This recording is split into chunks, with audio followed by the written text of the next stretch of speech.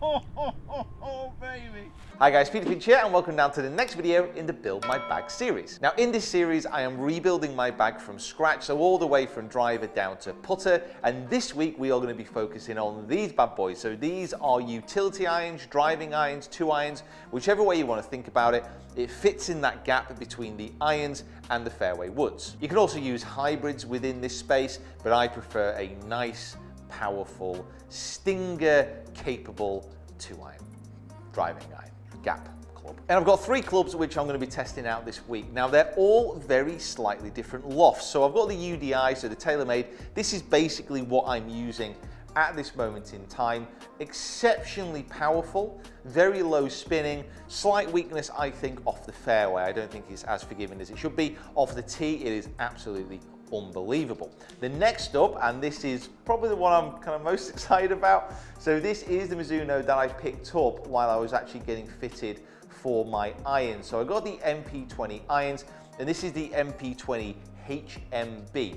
Now this is 18 degrees, the TaylorMade is 17 degrees. Now the last one I'm testing is this. Now this is the Titleist U500, and as you can see, this is the 3 iron version. Now bear in mind when it says 3 iron version, the numbers on top of clubs nowadays are just very random numbers. This is 20 degrees, so it's pretty much like a 5 wood, and it's got a 3 on it for a 3 iron. You know, it gets confusing, doesn't it? But what I'm going to be doing is testing these out because I want a club which fits in that gap between my 4 iron and my 3 wood. I want it to be good off the fairway and I want it to be good off the tee. So the first part of the video, I'm going to be here at the Quest Golf Academy, hitting shots in the sim, getting the data, comparing them, and then getting out to the golf course and seeing what they're like out of a multitude of different lies. So the first club up is the U500 at 20 degrees. Now the shaft is the Hazardous Smoke. I've got the same shaft in every club apart from the Mizuno, which is slightly different, which I'll tell you about in a moment. I'm actually kind of interested to see what happens in this one.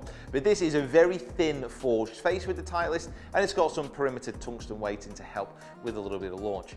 I've got a feeling this is going to be very high launching and big distance. I've got a feeling that this is actually going to compete distance-wise with the other 2 clubs. It is just a feeling. I have absolutely nothing to back it up. So the ball I'm using is the Pro V1. I'm testing out a few different balls, and I'm kind of liking the feel of the Pro V1 so far. So oh man, this is bringing back some memories from the Pro Shop. So I'm not going to hit loads and loads and loads of this. I just want to get some good strikes to get the data. I've also hit some 4 irons away with the MP20 to get a little bit of a gauge of how much further these are going in comparison. Remember, this is about getting a decent gapping. These clubs have also got to be workable, so off a number of different lies. But like I said, today it's all about this mad, crazy data. It felt amazing. Sounded very different. 2-3-3 carry. Yeah, it kind of. Toe you again.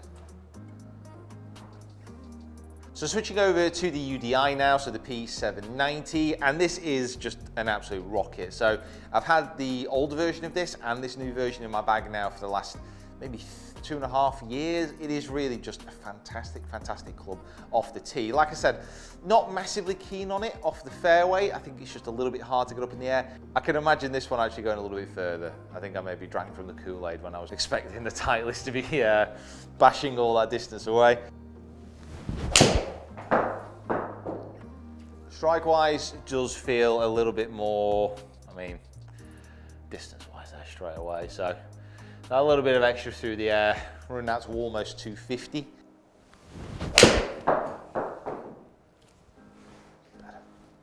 Holy moly, that's rocketed.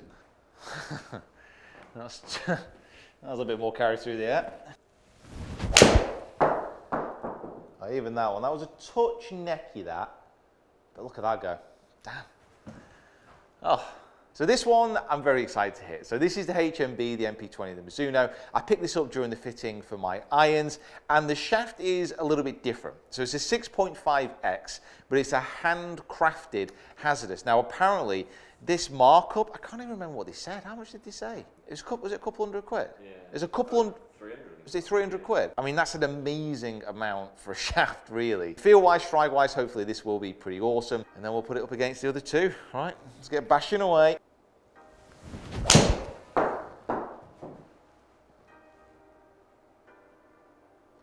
Launch-wise, Launch-wise, that seemed to come off a lot lower.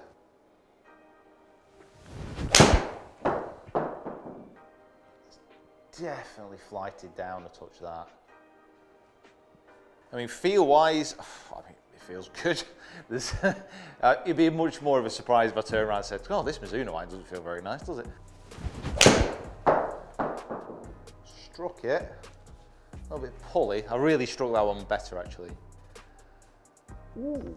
So blasted through shots with all the clubs here, and some interesting data actually coming out. I'm surprised at how low that the Mizuno was launching. Consider it's the middle loft of the three, it was actually launching the lowest.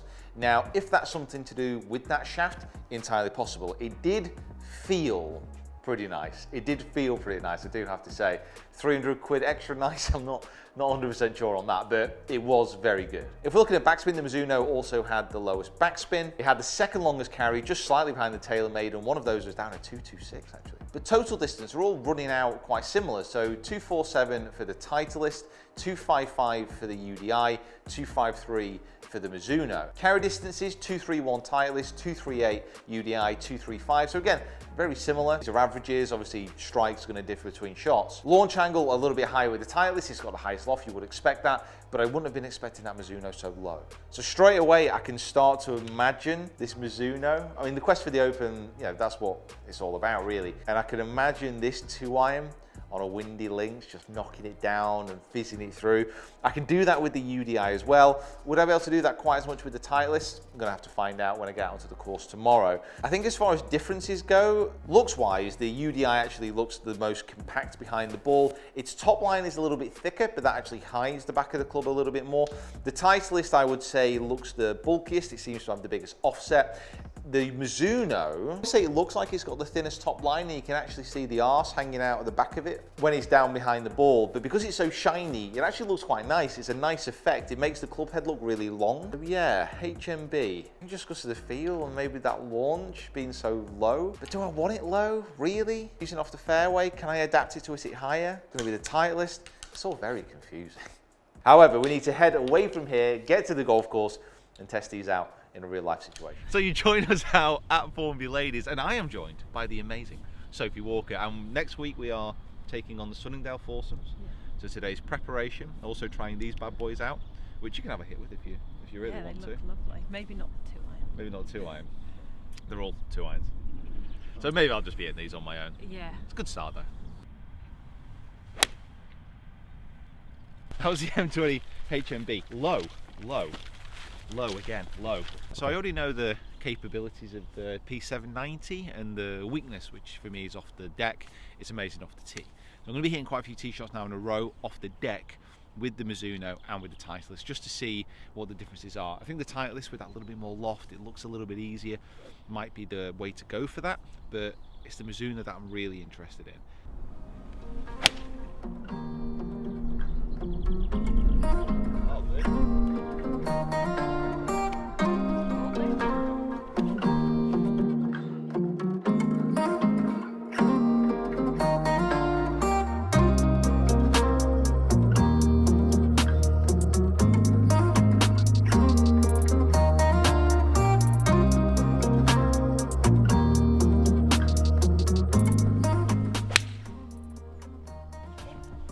Very different, isn't it? Very different. All three driving irons on this one. So first P790 is probably just about in range. Well, actually no, with the ground conditions it's not, but it's like 260, I think. However, it flies off the face like a startled parrot. And last up, my love. You can probably tell which one I'm most excited about. Oh, look at the fly on that. That is ginormous, that is almost on the green. So the Titleist 3 irons here, I mean, listen, I slapped it. One of the good things about it, I would say, is that was a slap. It was a terrible strike. It still ended up in the fairway. It looks inviting behind the ball, and it looks quite easy to hit. Now, second up, we've got the TaylorMade. Now, this one, I would say, is incredibly representative of how I've hit this TaylorMade in the past when off the deck. a little bit thin, a little bit off the bottom. Not quite the purest strike in the world, but it just looks really low lofted, and it is. You know, this is a mega powerful 2-iron. When off the tee, it's just unbelievable. I've said it again, I'll say it again. Off the tee, that 2-iron, the TaylorMade P790, is unreal. However, I think we've got to challenge it because I've almost made the green. We all said, like, as soon as I hit it, the flight completely different, so much more penetrating through the air. How good is that? It's front of the green again. Is it?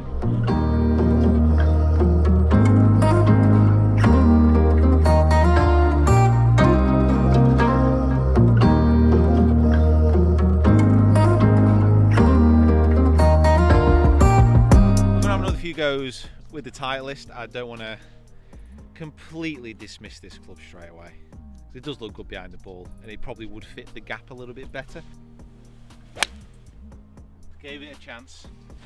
Gave it one chance to shine. Didn't take it. Oh, baby! Well, I think we might have found the. Driving iron. Holy moly!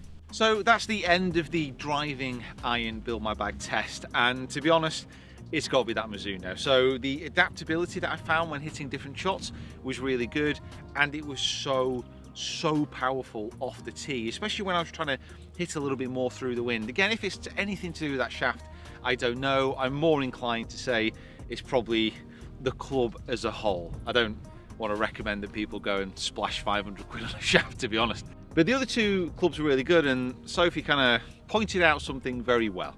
The Titleist is just a little bit up there, a bit more floaty, very good if it was just on like an American style course when you need to access it high. The Mizuno, very powerful and adaptable, and the TaylorMade just very low and very strong. But we already knew that, you know, that was the feeling before we went into this. But guys, just want to say a massive thank you for watching. Huge thank you to Formid Ladies for having me down as well, and Sophie for keeping me company. If you are new to the channel or you haven't already, please hit that subscribe button, that like button, get into those comments below as well, and we'll see you down here next time.